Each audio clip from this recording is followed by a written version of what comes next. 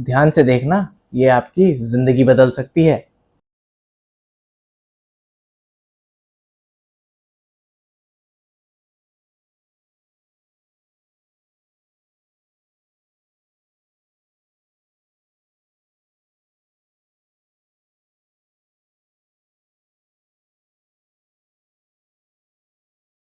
शीघ्र पतन यानी कि प्रीमेच्योर इजैकुलेशन, ये दिक्कत बहुत आम है, जितना आप सोच नहीं सकते उससे ज़्यादा। 20 से 30% या उससे भी ज़्यादा पुरुषों में ये पाया जाता है, यानी 1 in 3 पीपल, 1 in 3 मेल्स, यानी एक आदमी 3 में से आप प्रीमेच्योर इजैकुलेशन या शीघ्र पतन का शिकार हो सकते हैं। इसकी कोई क्लियर कट डेफिनेशन एक्चुअली में नहीं है, क्योंकि ये एक बहुत ही वेरिएबल चीज़ है। ये एक्चुअली में डिपेंड करता है सेक्सुअल सेटिस्फैक्शन पर, जो कि फीमेल की बड़ी इंपॉर्टेंट होती है, क्योंकि फीमेल ऑर्गेज़म यानी चरम सुख को समझ पाना बड़ा मुश्किल होता है, खासकर एक आदमी के लिए, और बड़ा एक्सपीरियंस लगता है, और कई लोग तो ज़िंदगी भर समझ भी नहीं पाते हैं। और इजैक्यूलेशन, महिला के ऑर्गेज़म से पहले हो जाना, आदमी के लिए और महिला दोनों के लिए बड़ा डिस्ट्रेसफुल हो जाता है, एंजाइटी का कॉज हो जाता है, आपसी रिश्तों में गड़बड़ी होने लगती है, और ये सब परेशान हो जाते हैं इससे। इसका जो एक बहुत एक्सेप्टेबल डेफिनेशन ज़्यादातर देखा गया है कि 1 मिनट के अंदर अगर इजैकुलेशन हो जाता है तो उसे प्रीमेच्योर इजैकुलेशन कहते हैं, या कई स्टेट्स में 3 मिनट के अंदर या उससे कम में अगर हो जाता है उसे प्रीमेच्योर इजैकुलेशन कहते हैं। बट मेरी राय में अगर फीमेल सेटिस्फैक्शन यानी फीमेल ऑर्गेज़म से पहले इजैकुलेशन हो रहा है तो वो प्रीमेच्योर है, वो शीघ्र पतन है। इसमें बहुत इंपॉर्टेंट रोल होता है आपसी बातें करने का, अपने पार्टनर के साथ अंडरस्टैंड करने का। आज हम डिस्कस करेंगे 7 यानी 7 टेक्निक्स जिससे आपको इसमें मदद मिल सकती है।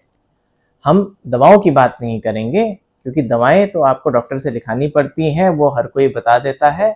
उसके लिए आप मेरे को या किसी भी यूरोलॉजिस्ट या एंड्रोलॉजिस्ट को संपर्क करें। बट 7 टेक्निक्स मैं आपको बताता हूँ जिससे कि आपको मदद मिलेगी और हो सकता है आपकी ज़िंदगी बदल जाए। नंबर 1, सबसे पुरानी टेक्निक्स में से एक, स्टार्ट एंड स्टॉप टेक्निक। इसमें आप अपने लिंग को या पेनिस को तब तक स्टिमुलेट करते हैं सेक्स करते समय या इंटरकोर्स करते समय जब तक आप बिल्कुल इजैकुलेशन की सीमा में ना हो। जैसे ही आपको लगे कि इजैकुलेशन होने वाला है, आप रुक जाइए।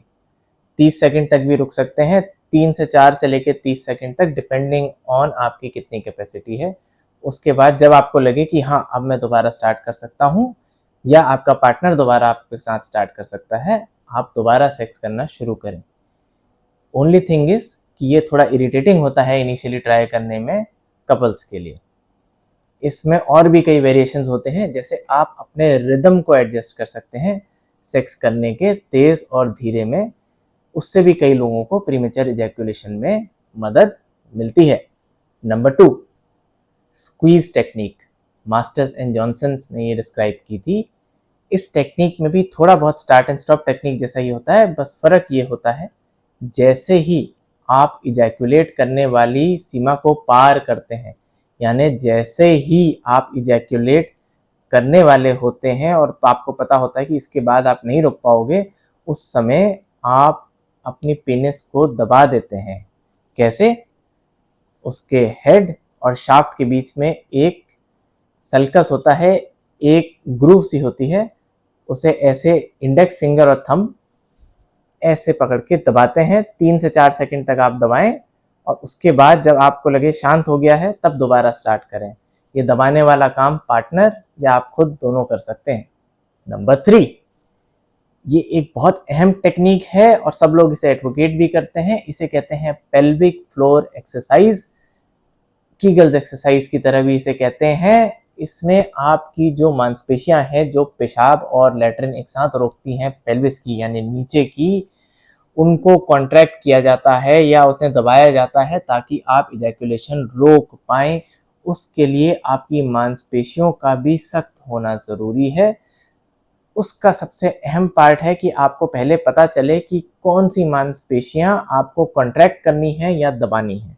उसे जानने का एक सरल तरीका है, जब आप पेशाब कर रहे हैं तो पेशाब करते करते पेशाब को रोक लें, और जो मांसपेशियां आपको पेशाब रोकने में काम आ रही हैं वही आपको दबानी है। नहीं तो डॉक्टर के पास जाएं, वो आपके लैट्रिन के रास्ते से उंगली से जांच करेगा और कहेगा इसे दबाओ, और वो आपको बताएगा कि आप सही तरीके से दबा रहे हैं तो कौन सी मांसपेशी आपको दबानी है। बट मेरे हिसाब से पेशाब वाला टेक्निक बड़ी आसान है, घर पे भी आप सीख सकते हो। पेशाब करते करते रोक लें, आपको पता चल जाएगा कौन सी मांसपेशी रोकनी है, और उसी मांसपेशी को रोकने की आप एक्सरसाइज भी करें। मांसपेशी रोकें, टाइट खींचें, सांस साथ में लेते रहें और 10 सेकंड तक दबाए रखें और रिलैक्स। ऐसा दिन में कई बार करें तो आपकी मांसपेशी स्ट्रांग होती है। और ये पेल्विक फ्लोर एक्सरसाइज में आप इजैकुलेशन कैसे रोकें, बिल्कुल जैसे स्टार्ट स्टॉप टेक्निक में आप रुक जाते थे जब आप इजैकुलेट करने वाले थे, उसी तरह आप जैसे ही आपको लगेगा सेक्स करते समय कि आपका वीर्य निकलने वाला है और अब आप नहीं रोक पाओगे, उससे जस्ट पहले आप उसी तरह उन मांसपेशियों को भींच लोगे साथ ही साथ, ताकि वो उसे भी रोक पाए। और ये तभी हो पाएगा जब आपकी मांसपेशियां स्ट्रांग होंगी। नंबर 4, प्राणायाम। ये बहुत इंपॉर्टेंट है। इसे अंग्रेजी में कहते हैं डायफ्रागमेटिक ब्रीदिंग, यानी डायफ्राम एक मांसपेशी होती है हमारे फेफड़ों के नीचे, उससे ब्रीद करना। डायफ्रामेटिक ब्रीदिंग के कई और फायदे पाए गए हैं कि जब आप डायफ्रामेटिक ब्रीदिंग की एक्सरसाइज करते हो तो आपके फेफड़े नीचे से और फैलते हैं, जो आपके लिए और बेटर होता है। योग में भी इसे किया जाता है। इसे करने का बहुत आसान तरीका है, आप लेट जाएं और अपने एक हाथ छाती पे और एक हाथ पेट में रखें और पेट फुला के सांस लें 3 से 4 सेकंड तक, और फिर उसे छोड़ें। तो ये पेट से सांस लेना ही डायफ्रामेटिक ब्रीदिंग होता है। और इसमें होता क्या है, जब आप सांस लेके पेट भरते हैं तो आपकी पेल्विस यानी कि नीचे की मांसपेशियां रिलैक्स होती हैं, और जब आप सांस छोड़ते हैं तो नीचे की मांसपेशियां कॉन्ट्रैक्ट होती हैं या दबती हैं, जिससे मांसपेशियों की भी एक्सरसाइज होती है। और कुछ स्टडीज में पाया गया है कि इससे इजैकुलेशन का टाइम बढ़ता है और शीघ्र पतन में आराम मिलता है। यही चीज आप उल्टा लेट के या योग में मकर आसन कहा जाता है उसमें भी कर सकते हैं। किसी योगा टीचर से संपर्क करके इस डायफ्रामेटिक ब्रीदिंग या प्राणायाम को ढंग से सीखें। नंबर 5, डिस्ट्रैक्शन, यानी कि आप एक अपने दिमाग को ट्रेन कर सकते हैं कि जैसे ही आप चरम सीमा में पहुंचने वाले हो, आप किसी और चीज के बारे में सोचें जो सेक्स से अलग हो, ताकि आपके अंदर की उत्तेजना कम हो और इजैकुलेशन रुक जाए। करने में थोड़ा अटपटा हो सकता है, और शुरू शुरू में अगर आप ट्राई करें तो हो सकता है आपकी सेक्स की अर्ज ही चले जाए, आपको फिर करने का मन ना करे। तो थोड़ा इरिटेटिंग टेक्निक है, लेकिन टाइम टेस्टेड है, कई लोगों ने ट्राई किया है और इससे फायदा मिला है। नंबर 6, बहुत आसान, कॉन्डम्स। अगर आपको बच्चा नहीं पैदा करना है, बच्चे पैदा करने के लिए ट्राई नहीं कर रहे हैं, तो कॉन्डम्स बड़ी यूजफुल होती हैं। एक चीज का ध्यान रखें, जो थिक यानी थोड़ी मोटी कॉन्डम्स होती हैं उसका आप यूज करें, क्योंकि थिन कॉन्डम्स में सेंसेशन मेंटेन रहते हैं। थिक कॉन्डम से सेंसेशन यानी कि जो टच का एहसास होता है वो पेनिस में कम जाता है, तो आपको इजैकुलेशन यानी वीर्य निकलने का टाइम बढ़ जाएगा और शीघ्र पतन के चांसेस कम हो जाएंगे। कुछ दवा वाली कॉन्डम्स भी आती हैं जिनमें एनेस्थेटिक लगा होता है, हम उसकी बात नहीं कर रहे, क्योंकि आज हम दवाओं की बात नहीं कर रहे हैं। नॉर्मल थिक कॉन्डम्स से भी यह संभव है कि आपकी टाइमिंग बढ़ जाए। लास्ट, नंबर 7, ये कई लोगों ने ट्राई की है टेक्निक, थोड़ी कंट्रोवर्शियल है। इसे कहते हैं मास्टरबेशन यानी कि हस्तमैथुन। यंग लोग इसे ज़्यादा ट्राई कर सकते हैं, क्योंकि यंग लोग कई बार, ज़्यादातर लोग सेक्स जल्दी बार बार कर पाते हैं। इसमें तरीका ये होता है, आप सेक्स से पहले अपने पार्टनर के सामने या उससे अलग हस्तमैथुन या मास्टरबेट करें। उसके थोड़ी देर बाद अगर आप सेक्स करते हैं तो टाइमिंग बढ़ जाती है। इस टेक्निक का कैच ये है कि जवान लोग ये ज़्यादा अच्छे से कर सकते हैं, क्योंकि उनमें बार बार सेक्स करने का स्टेमिना होता है। एक उम्र के बाद आदमी बार बार सेक्स नहीं कर पाता, ये स्वाभाविक है, उसके पास एक ही चांस होता है। इसीलिए कई मरीज शीघ्र पतन के एक उम्र के बाद ही आते हैं, क्योंकि जवानी में वो बार बार सेक्स करके उस चीज को कंपनसेट कर रहे होते हैं। तो यह भी एक तरीका है शीघ्र पतन से बचने का। इन सब टेक्निक से पहले आपको एक चीज समझनी होगी, उसके लिए मास्टरबेटरी एक्सरसाइज होती है, यानी कि आपको ये समझना होगा कि कब वो लिमिट है जिसके बाद आप अपना इजैकुलेशन नहीं रोक सकते। उसको मास्टरबेटरी एक्सरसाइज कही जाती है। बिहेवियरल थेरेपी जो होती है उसमें मरीज से कहा जाता है कि आप हस्तमैथुन करें, और जैसे ही आपको लगे कि आपका इजैकुलेशन होने वाला है और आप रुक सकते हो, आप रुक जाओ।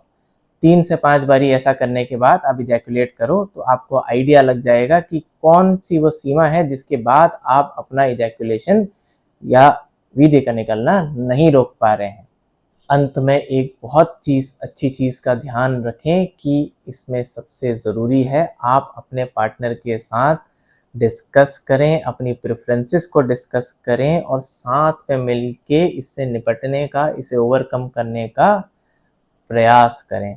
और एक चीज़ का ध्यान रखें, फीमेल ऑर्गेज़म को अगर आप समझ लेंगे तो शायद शीघ्र पतन की दिक्कत होगी ही नहीं, क्योंकि ऑर्गेज़म फीमेल में होने के और भी तरीके होते हैं, खाली पेनिट्रेटिव सेक्स नहीं होता है, पर वो बात की बात है। इन टेक्निक्स में से जो आपको पसंद आए वो आप ट्राई करें, हो सकता है आपको फ़ायदा हो। और अगर इनसे भी नहीं होता है तो आप ऑब्वियसली डॉक्टर से मिलें, और दवाइयाँ इसमें मदद करती हैं। साइड इफ़ेक्ट्स फ्री दवाइयाँ भी होती हैं, बट कोशिश हर डॉक्टर की और मरीज़ की यही होती है कि बिना दवा के वो ठीक हो जाए।